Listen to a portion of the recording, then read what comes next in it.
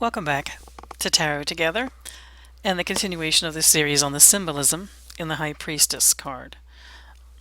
We'll take a look at the cross that she wears on her chest.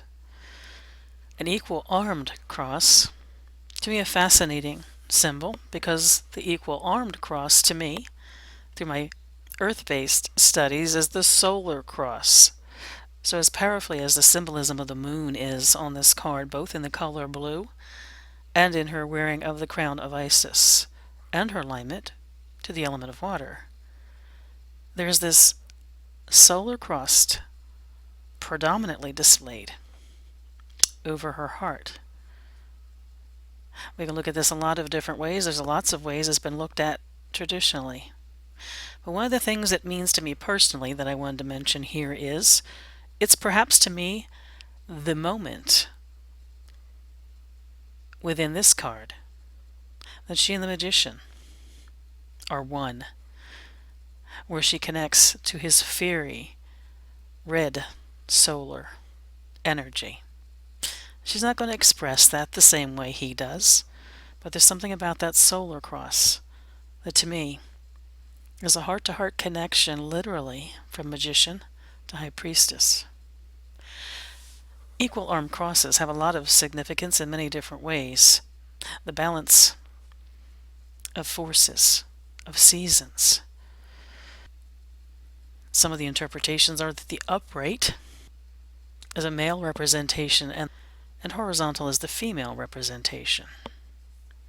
Again, for me, it becomes a connecting place for her and the magician. From Ruth Ann and Wald Amberstone's Secret Language of Tarot. And whenever I mention a book, no, I do put the quote for it in the text below so you can see it. They share, and this is a quote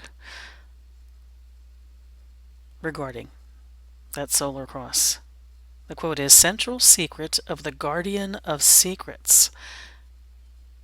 It has its place over her heart. Its forearms contain all the secrets of the number 4. It refers to all the 4s of the natural world, like directions, seasons, moon phases, etc. There's so many other lessons, but the most important is that each is equal, none greater than the other. Balance." So that's an interesting quote from Ruth Ann and Wald Amberstone. We talked about the power of 2. What happens when 2 becomes 4? One laid over the other, as in the symbol of the cross on the High Priestess chest.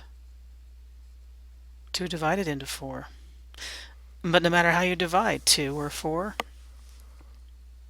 you come to a place of balance. What about the power of it being placed over her heart? Some tarot authors refer to that as a manifestation of divine love in the world.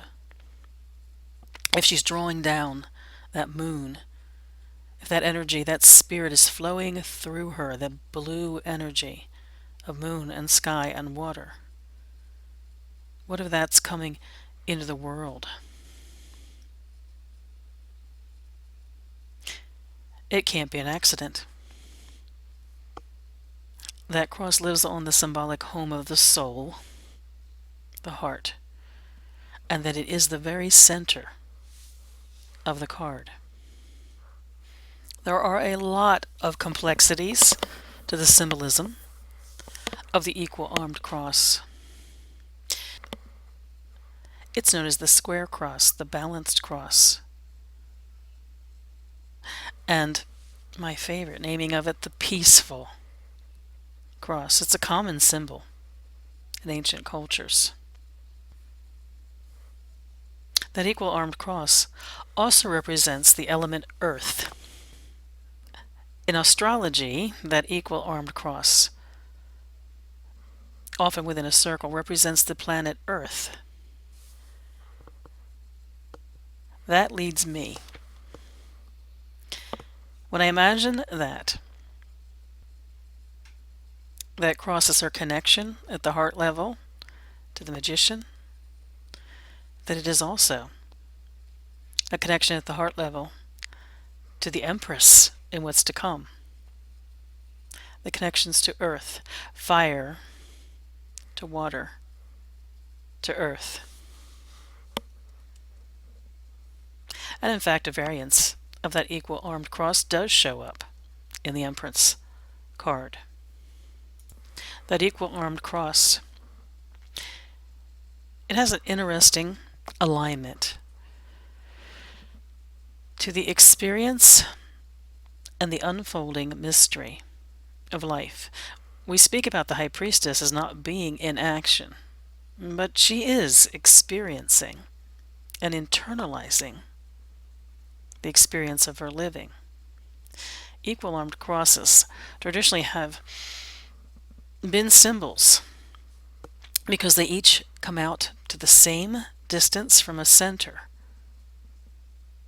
They each return to the center as a place of beginning and moving from. So maybe, like that magician, which seems like he's about to begin an action, there's a hint in this cross with the arms radiating from it. The High Priestess, too, is about to begin an action. The equal armed cross has been traditionally a symbol of the marriage of the physical and the spiritual.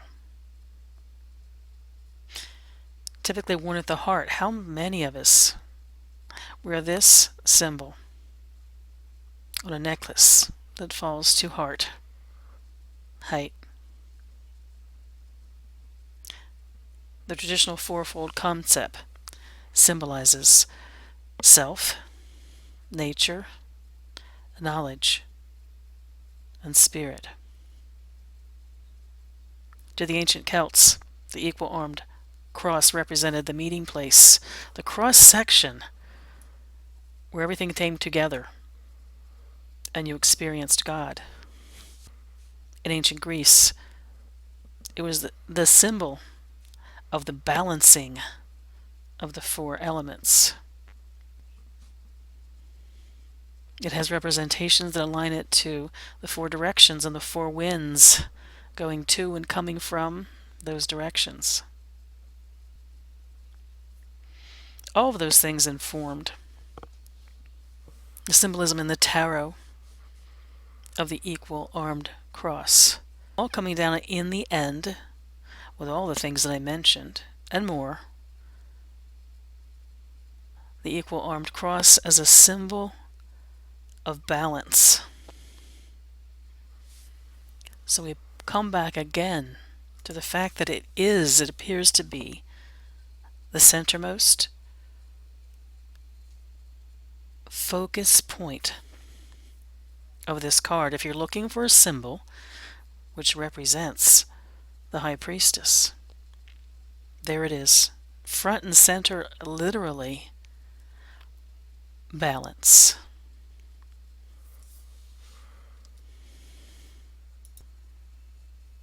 Okay, let's talk for a minute about the throne that she sits on. Notice I haven't given you a picture. I'm asking you to picture, in your mind's eye, the throne that she's sitting on. She has that erect posture, that very regal posture, doesn't she? And what throne is she sitting on? Well, you're not going to have a recollection of some high throne that comes up and surrounds her that she's kind of lost in. That kind of throne will show up in future cards with future residents of the tarot. There is a throne, though, my friends, even though it wasn't so obvious. Let me put her image in front of you. She sits on the cubic stone. Can you see it kind of peeking out from her gown? The cubic stone in tarot is fascinating. It shows up constantly.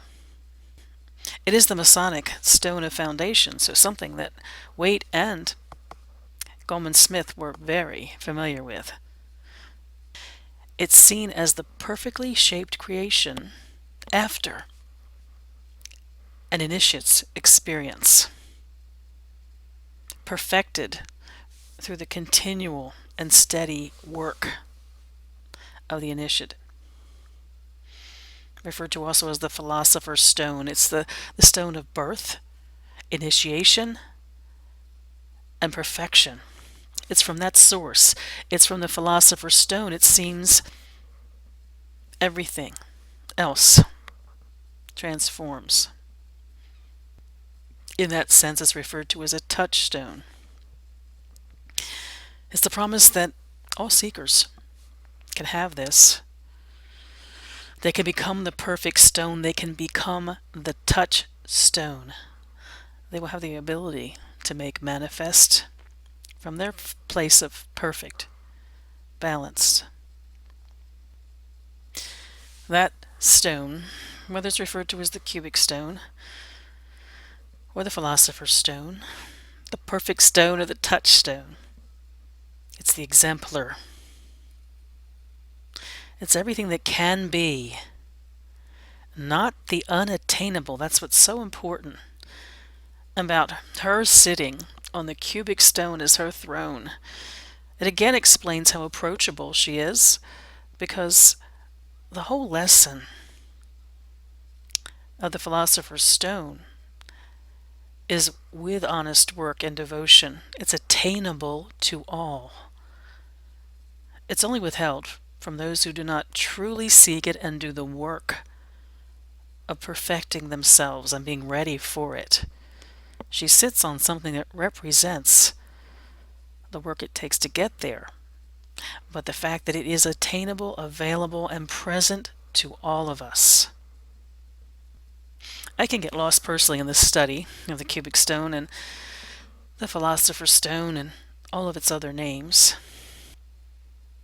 It gets a little confusing to me. It's hard to find sources for this that aren't so philosophic or pedantic or professorial that they don't lose me. But when I think and look at that perfect square that she's sitting on, peeking out from behind her,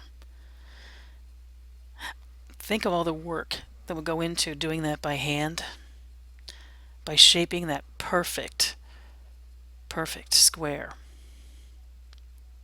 With the right skill, with the right knowledge, with the right devotion, we can all do it. And the lesson of that stone is that we can. I like the fact that there's only a hint of it in this card. She's not making a big deal about the fact that she is the exemplar, sitting there with an attitude.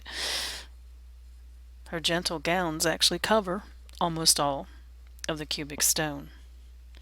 But it's like she's letting it peek out just enough to say, you could be the one sitting here. This could be you. I could be you. I am you.